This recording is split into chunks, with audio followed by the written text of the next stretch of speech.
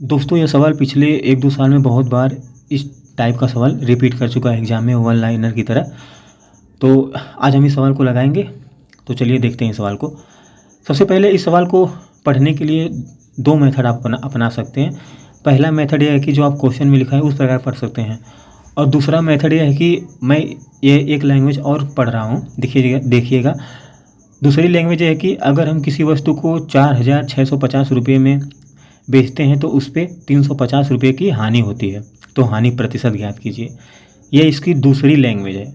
और पहली लैंग्वेज तो यह है, यदि एक बक्से को 350 रुपये की हानि पर 4,650 में बेचा गया तो हानि प्रतिशत। तो इस सवाल को 2 लैंग्वेज से पढ़ा जा सकता है, मतलब एक शुरुआत के सेंटेंस से, और एक यहाँ से अगर आप बना सकते हैं तो यहाँ से पढ़ सकते हैं, ठीक ना।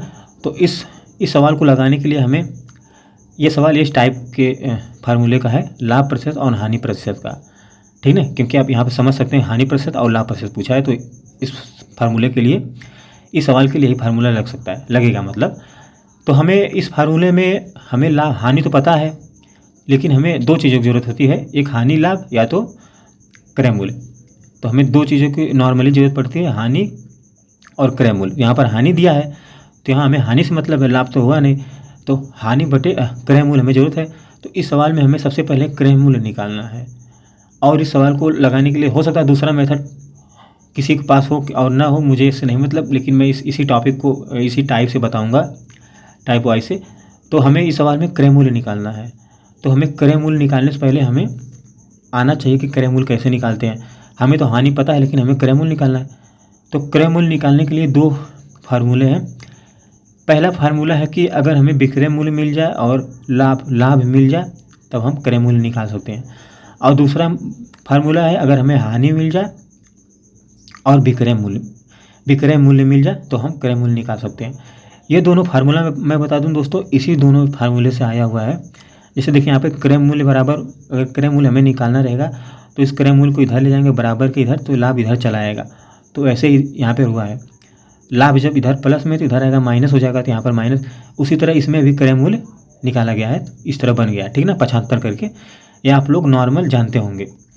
तो हमें यहाँ पर हानि दिया है, तो हानि कितना रुपये की हानि हो रही है, 350 रुपये की हानि। तो फार्मूला क्या है, हानि लिख लेते हैं। तो यहाँ पर हो जाएगा हानि 350, और क्रय मूल्य हमें निकालना है। तो क्रय मूल्य निकालने के लिए ये फार्मूला, यहाँ पे तो क्रय मूल्य निकालने के लिए 2 फार्मूला है, लेकिन हमें हानि दिया है तो हानि वाले फार्मूला पे जाएंगे। तो हानि कितने रुपये की है, 350 रुपये की है, ठीक। और विक्रय मूल्य कितना है, 4,650। तो इन दोनों को हम जोड़ देंगे तो हो जाएगा ये 5,000। तो यहाँ पे हम 5,000 लिख देंगे। दोस्तों मैं टाइप वाइज पढ़ा रहा हूँ, मतलब क्वेश्चन बता रहा हूँ, इसमें कोई यह राय नहीं है कि इस सवाल को करने के लिए और भी मेथड है। इसको डिजिटल सम से भी कर सकते हैं, यूनिट डिजिट से भी कर सकते हैं, इसमें बहुत चीज़ ट्रिक्स लगा सकते हैं, लेकिन मैं ट्रिक्स नहीं बताऊंगा, उससे कोई मतलब नहीं निकलेगा, ठीक ना। किसी सवाल में ट्रिक्स लगेगी, किसी सवाल में डिजिटल सम अच्छा लगेगा करने में, किसी में नहीं लगेगा। तो वो सब फालतू की चीज़ें हैं, हो सकता है लगा भी सकते हैं आप, जो आपको अच्छा लगे, लेकिन मैं इसमें टाइप वाइज कराऊंगा, तो मैं यही लगाना पसंद करता हूँ, इसी टाइप से पढ़ाना लगाऊंगा मतलब, ठीक ना। तो ये चीज़ें ऐसे हो गई। अभी यही सवाल अगर मान लीजिए जैसे किसी आप टीचर से पढ़ते हैं, तो टीचर ये चीज़ें नहीं बताता कि क्रय मूल्य इस मेथड से हमने निकाला। टीचर क्या करते हैं, डायरेक्ट इन चीज़ों को जोड़ देते हैं। तो आप कहते हैं कि क्यों इसे जोड़ा ही गया, तो जोड़ने का कारण यही है, यही फार्मूला है जोड़ने का कारण। और कोई इसमें यह नहीं है कि कोई कहावत ही मतलब है कि हाँ इसको जोड़ा ही जाए, नहीं, ये फार्मूले का कारण है जोड़ने का। तो ये चारों फार्मूला बहुत ज़्यादा ज़रूरी है। इसमें तभी और विक्रय मूल्य का फार्मूला बनेगा, तो कुल मिला के 6 फार्मूला हो जाएगा, 6 या 8 फार्मूला बनेगा। तो ये इस कारण हुआ। अभी कोई किसी आप टीचर से पढ़ते हैं तो टीचर सोचते हैं कि बच्चों को ये सब पता है, लेकिन बहुत बच्चों को ये सब नहीं पता है कि क्रय मूल्य 2 तरीके से निकाला जा सकता है।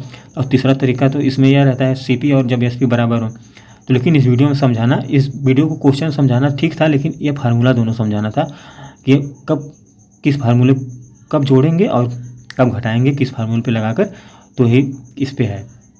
तो आप समझ गए होंगे मेरी बात, क्यों मैं जोड़ा ही हूँ। जोड़ने का कारण ये फार्मूला था, क्योंकि हमें क्रय मूल्य निकालना है। तो हमें हानि पता था, हमें क्रय मूल्य निकालना है, तो क्रय मूल्य निकालने के लिए यह फार्मूला लगाया। ये इसलिए नहीं लगा क्योंकि यहाँ पे लाभ, अगर लाभ रहता तो यहाँ पे घटा था, और यहाँ पे हानि है तो हानि के लिए जोड़ना पड़ रहा है। आप इस फार्मूले दोनों से देख सकते हैं, ठीक ना। एक कॉमन चीज़ है, कॉमन चीज़ सबके लिए नहीं है। अगर जो इतना बारीकी से इस क्वेश्चन में फार्मूले के जरिए बताया हूँ और कहीं आप जाएंगे तो नहीं, ऐसा बताने टीचर नहीं बताएंगे। टीचर को पता है कि बच्चे ये सब जानते हैं पहले से फार्मूला, लेकिन ये फार्मूला किताबों में नहीं दिया जाए, केवल यही दोनों दिए रहेंगे तो आप उतना आप सोच नहीं पाएंगे कि क्रय मूल्य या इसको कैसे घटाऊँ, या मतलब ये चीज़ें आप नहीं निकाल पाएंगे वहाँ पे, ठीक ना दोस्तों। तो इस टाइप को समझाना यही मेरा मकसद था। अब आप यहाँ पे काट देंगे तो हो जाएगा 7%। इसको तो आप जानते हैं कैसे काटा गया, ठीक ना। तो इस वीडियो में इतना ही बताऊंगा, और अगली टाइप अलग आएगी इससे, लेकिन इसी प्रकार रहेगी, लाभ हानि की टाइप ही रहेगी।